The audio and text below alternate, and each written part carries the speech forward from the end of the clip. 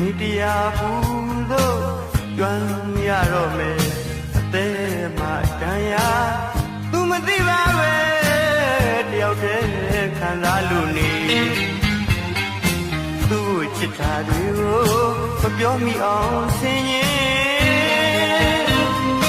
အရှုံးပေးလိုက်တာကောင်းပါတယ်ကောင်းပါတယ်ချစ်ကမ်းမွယ်လေးကျွန်တော်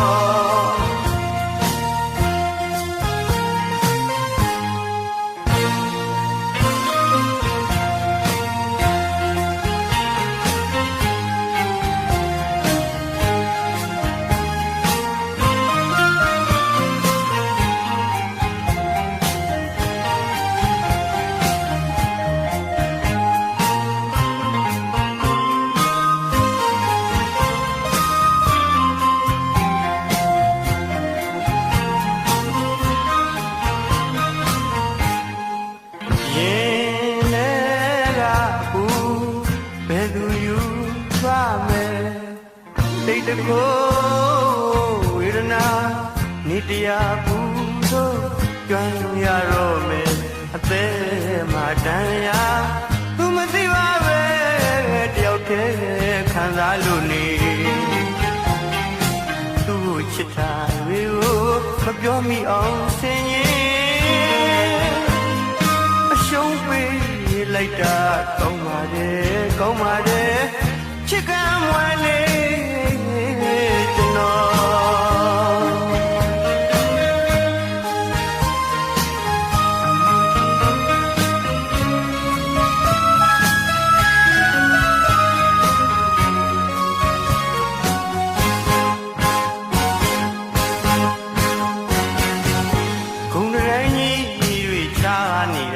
ပါတယ်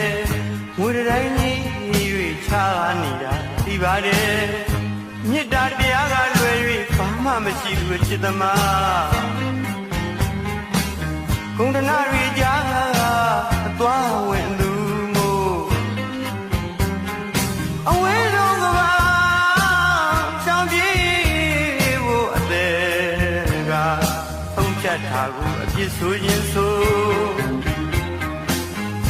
ချီဆုံးရင်မင်းတို့အတိုင်းအဝိုင်းမှာပကားတနာတွေအလွာတနာ